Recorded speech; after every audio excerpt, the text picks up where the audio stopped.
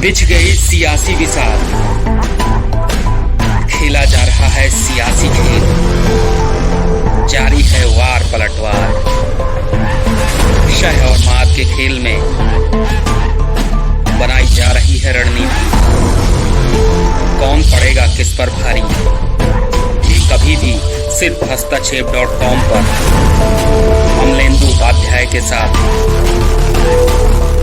राहुल गांधी है, नए राहुल गांधी का उदय, ये खुद राहुल गांधी ने कहा था, उनकी जुबानी है। क्या ये नए राहुल गांधी ने मोदी को ऐसी पटखनी दी कि कर्नाटक में किसी भी हाल में हम सरकार बनाएंगे, ये बात कल रात तक बीजेपी के लोग, बीजेपी के बड़े बड़े कद्दावर नेता कहते रहे, और आज 136 सीटें देखने के बाद कई जो हैं वो बिल्कुल चुप्पी साध बैठे।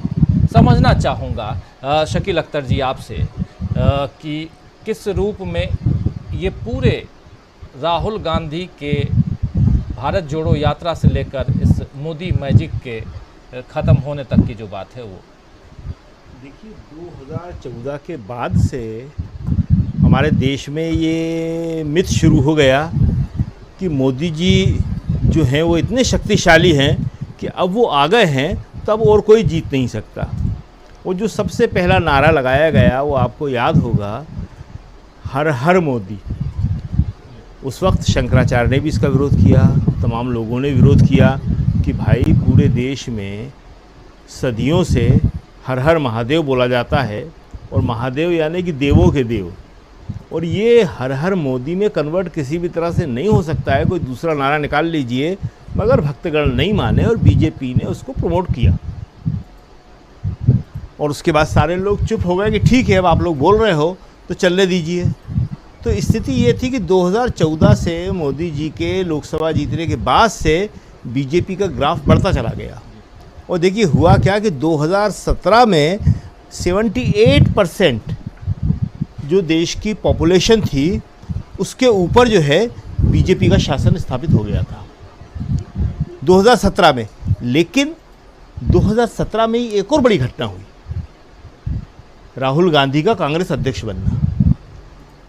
और राहुल गांधी काम तो 2004 से ही कर रहे थे, लेकिन राहुल गांधी के खिलाफ एक ज़बरदस्त कैंपेन था कि राहुल गांधी जो हैं वो आधा समय काम करते हैं, आधा समय छुट्टी मनाते हैं, और राहुल गांधी के चरित्र हनन का वो सारा प्रयास किया गया जिससे कि किसी भी व्यक्ति को आप नुकसान पहुंचा सकते हैं। तो राहुल गांधी तो खैर इन सब चीज़ों की परवाह नहीं करते, मगर चूंकि मीडिया उनके हाथ में था तो देश की जनता पे थोड़ा बहुत असर होता है। लेकिन 2017 में राहुल गांधी ने कांग्रेस अध्यक्ष बनने के बाद ही इतनी मेहनत की, इतना काम किया कि न केवल वो नैरेटिव बदला, बल्कि स्थिति यह आई कि जो 78% पॉपुलेशन पे बीजेपी का सरकार थी वो घट के 66% पे आ गई। ये 2017 में देखिए आप। राहुल गांधी ने मध्य प्रदेश जीता, राहुल गांधी ने छत्तीसगढ़ जीता, राहुल गांधी की अध्यक्षता में जीते गए हैं सारे, मध्य प्रदेश, छत्तीसगढ़, राजस्थान। इससे पहले गुजरात में उन्होंने बहुत अच्छा चुनाव लड़ा और वहाँ 78 या 77 सीटें वो निकाल के लाए। कर्नाटक में बहुत अच्छा चुनाव लड़ा और वहाँ पे जेडीएस के साथ मिलकर उन्होंने सरकार बनाने में सफलता भी प्राप्त कर ली। तो राहुल गांधी बहुत अच्छा प्रदर्शन कर रहे थे, लेकिन खुद कांग्रेस के अंदर से ही कुछ लोग ऐसे थे जो नहीं चाहते थे कि राहुल गांधी अध्यक्ष बने रहें, और उन लोगों की साजिशों से दुखी होके राहुल ने 2019 में इस्तीफा दे दिया। जी,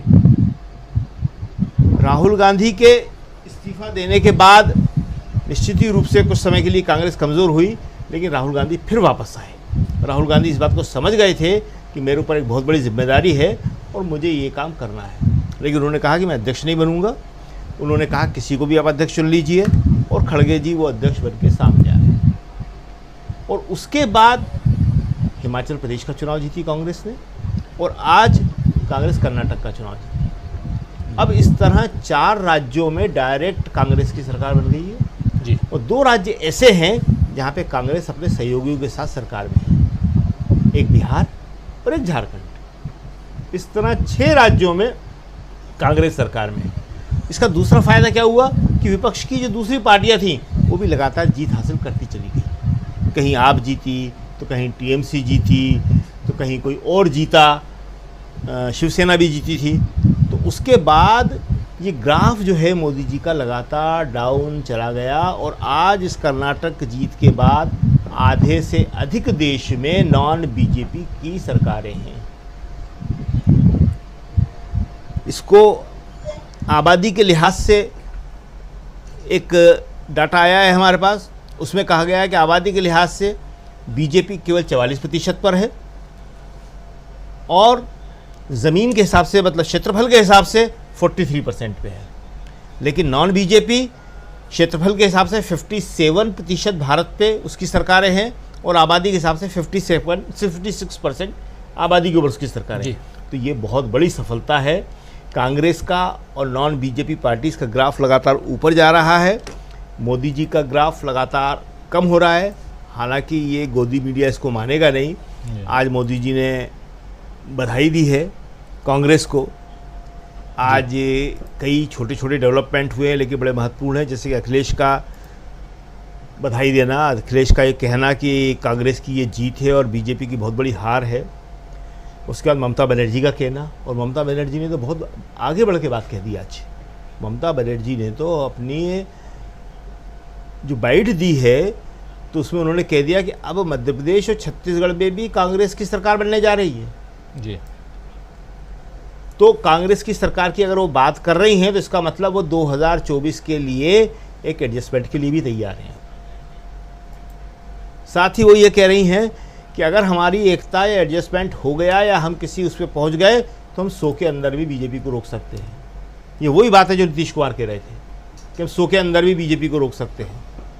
तो ये कर्नाटक की जीत बहुत मायने वाली है, इसके बहुत ज़्यादा राजनीतिक असर होंगे। आप देखते जाइए कि धीरे धीरे कितने असर होते हैं। अभी सरकार बनने दीजिए, अभी एक छोटा सा असर देखिए, छोटा नहीं है तो खैर काफ़ी बड़ा, लेकिन कर्नाटक में कांग्रेस जीत रही है और कुश्ती संघ को ओलंपिक एसोसिएशन बर्खास्त कर रही है। इसका मतलब जिस ब्रजभूषण सिंह को अध्यक्ष पद से हटाने के लिए पहलवान करीब 3 हफ्ते हो गए धरने पे बैठे हुए थे, इतनी बुरी हालत में बैठे हुए थे जिनकी कोई सुनवाई नहीं हो रही थी, कर्नाटक जीतते ही एक झटके से ब्रजभूषण सिंह कुश्ती संघ के अध्यक्ष नहीं रहे।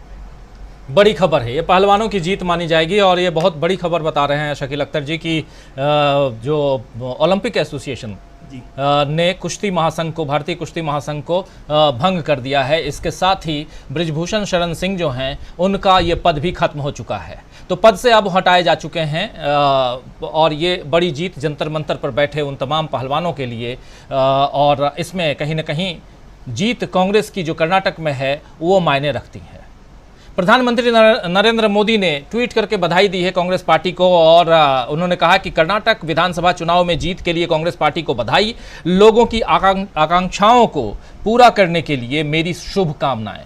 कर्नाटक के लोगों की आकांक्षाओं को आप पूरा करें, इसके लिए मेरी शुभकामनाएं। प्रधानमंत्री नरेंद्र मोदी की तरफ से ट्वीट करके ये बधाई कांग्रेस पार्टी को, और अगर नहीं पूरा किए तो या पूरा करने में की राह में रहे और मौका मिल गया तो ऑपरेशन लोटस। बिछ गई सियासी विसार, खेला जा रहा है सियासी खेल, जारी है वार पलटवार। शह और मात के खेल में बनाई जा रही है रणनीति, कौन पड़ेगा किस पर भारी, ये कभी भी सिर्फ hastachep.com पर अमलेंदु उपाध्याय के साथ।